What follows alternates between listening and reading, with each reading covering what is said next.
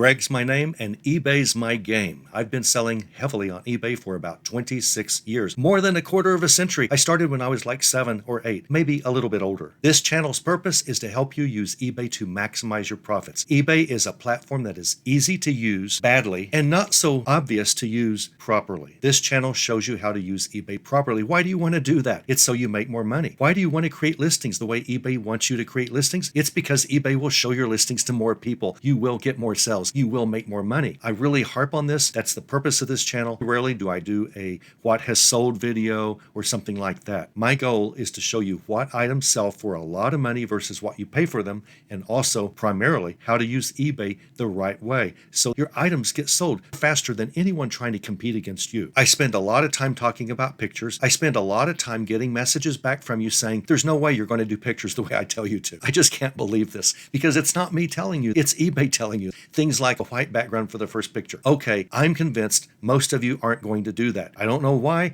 eBay and Google Shopping say they will show your listings to more people if you do that, but knock yourself out. I want to talk, however, about editing your photos properly. There's a little known trap you can fall into with editing eBay pictures, and it will affect the way your pictures look. They won't look as good as they will if you know about this trap. And now what does it matter? Why bother getting your pictures right on eBay? Why bother worrying about your photos very much? Just blast a picture with your phone and always use the flash mode to wash all those colors out really fast. And it's fine to do so like in a dimly lit bathroom, as long as you edit out the toilet and call those stains vintage patina. That always works. Vintage patina. Buyers will just love your item. They'll all want it. No, buyers, you're not a physical store. People can pick up your item and look at it. They want to see a good representation of what they're possibly going to buy. And if you don't give that to them, there are millions of other eBay sellers who are willing to do it better. I want you to do your pictures better than anyone trying to compete against you so that anyone who looks at your listing will want to buy your item and not someone else's. Now, one way you do that is take a lot of pictures. You don't have to take 24 pictures every listing. That's the limit, up to 24 images of your product from all sorts of angles in and outside on any eBay listing. And you don't always have to do 24. I'm showing a Dooney and Birch purse here that happens to have 24 photos, but I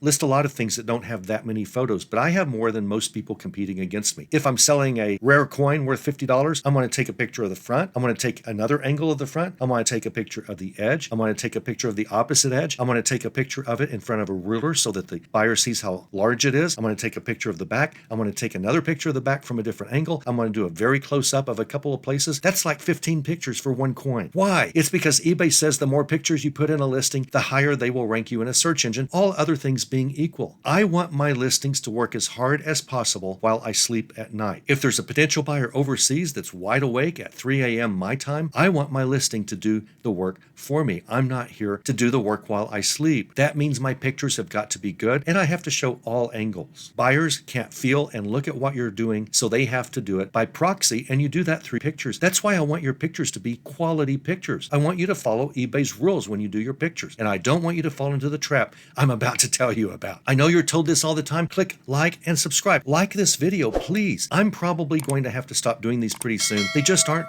gathering an audience there. There just aren't enough eBay sellers out there who want to improve their sales, which is what this channel does. If you look at some of the comments from people who have been long-term watchers, many of them were in other eBay groups I ran before this channel. They will tell you that if you do what I say, you'll make more money. If you don't, you'll make less money. That's okay. Not everyone is in this to make money. I don't know why you're not doing something else if you're not doing this to make money, but whatever. But help me out. Click like and subscribe. I really appreciate it. Tell your friends about this. I must be a good steward of my resources, and if I need to spend the time that I make on these videos just listing more items on eBay and not doing the videos, I will do that. I've given this a shot. It's no problem, but this is what I want.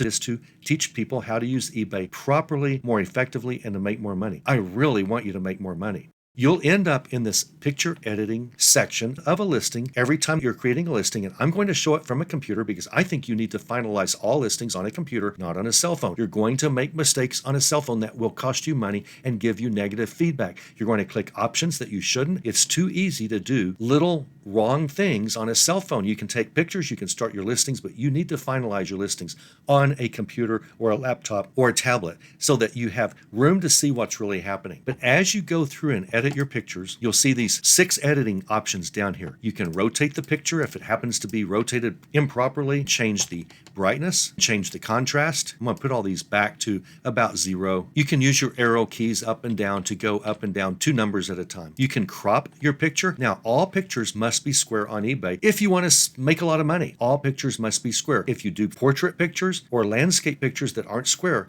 on some screens, especially some cell phone screens, part of your photo is going to be chopped off. And your buyer is going to say, I can't see the top of this purse. I can't see the side of this purse. I don't know what it looks like. I'm not going to buy from this buyer. I'm going to go to the next one of the 10,000 others selling this purse and buy from them because they show me what it looks like. As long as your pictures are square and you do that before you take the picture, you go to your 1-to-1 setting. All cell phones can do this these days. 1-to-1 setting. I think all cell phones, certainly all Android phones, and also every one of those lady phones, those Apple phones, they also do a 1-to-1 ratio, and you always want a 1-to-1 or a square picture for every item you list. If you crop your picture, you can mess up that square. Notice here I've got a portrait mode now. It's taller than it is wide because I hit crop, I click crop. You're used to these editing tools, I assume, and you can just crop it any way you want and make it fat, make it thin, crop stuff off, whatever. Here's a little trick, which is not the purpose of this video. This video has a big warning for you, but if instead of dragging with your mouse one of these crop handles, they call these circles handles, if you first press and hold your shift key, then eBay will honor the square. You will not be able to crop except in a square. So you can crop things a little bit closer and then you'll have to drag it and keep it centered, but it honors the square. You cannot mess up a square as long as you have your shift key down as you drag the cropping handles, then you can save that. This is the sharpness tool if you've got text, and a lot of people think this is only for text. It's not. It's also for images. This purse may not have, maybe like these buckles might be blurry or something, and the sharpness can actually improve upon that. I'm not going to do that yet because this sharpness tool is the key to what this video is really all about. You can also go to an automatic adjust. Just say, eBay, just do whatever you want to do with my picture, and it will do its best. I have to warn you, I think this is a lousy tool. I wish eBay would buy Photo Room or some tool so that whenever you auto an image, it actually makes the picture look better and not worse. But I don't think you should trust this auto adjust very much at all. I'm going to cancel that. You can also remove the background. Now this background happens to be removed because it's my first picture, and all of my listings has a first picture with a white background because eBay wants that. But I know a lot of you don't. But if you want to, you can just click this tool and it will remove the white background. Most of the time. It's not perfect. It's pretty good. Better than it used to be. The reason for this video is this sharpness tool. This is really critical. eBay should put this tool on the far right, but they don't. I don't know why. I wish they would. The sharpness tool is always the last tool you should use when you edit a picture. Got that? The sharpness tool is the last tool you should use when you edit a picture. If you think the picture's a little blurry and you try to sharpen it a little bit before you worry about color, contrast, or brightness, and before you get rid of the white background and before you do any sort of cropping, if you sharpen first, you're going to damage the picture. It won't be as good as if you wait until after you've got the picture looking exactly the way you want. If it then needs to be a little bit sharpened, you can then go to the sharpening tool and sharpen it all the way to 100 if you want. Now, I'm going to see, this is not a bad picture of this Dooney and Burke purse, but let me see if I sharpen it 100%. Let's see when I click save if it looks any better. I don't think it does, but I've seen the actual purse. The way it looked before I sharpened it, the problem with this sharpening tool is it actually changes the color, and that's why I don't really like it as well. And the problem with the sharpening tool is you cannot undo it. You cannot undo it. You can undo all these others. So if I go to, you can undo some of these others. If I say auto adjust, I can cancel if I don't like what it's doing. Now I reloaded the original picture, the one I think looks very good. It's because I took the picture. It looks good. I have a good lighting setup. The reason most pictures are bad is because the lighting is bad. Fix the lighting. It doesn't really matter how good your cell phone camera is or digital camera. The lighting is everything. And I've talked about lighting in an early video on this channel. So from now on, keep your mitts off this sharpening tool until the very end. Do all of your cropping, all your contrast, all your brightness, do all your auto adjust if you think that helps, the white background, and then and only then do you use the sharpening tool to sharpen the image. You do not want to sharpen before you've done everything else. It's the last thing you should do. You're going to find your pictures are better. So if you want the best pictures possible, sharpen last. And that's it. What do you think? Tell me below if you've got more little traps and tricks that you use on this editing screen. There's probably something else hidden in here that I haven't found, which would be unusual, but there might be. Your pictures are the way your buyers look and feel your items. That's the way they check your item out to see if they want to buy it. You want to spend more time on your pictures. You do. If you want to make more money, you've got to spend a little bit more time on your pictures. Take a few more pictures than you probably do now. Make sure your lighting's good and save the sharpening for last. You'll see a difference in your sales.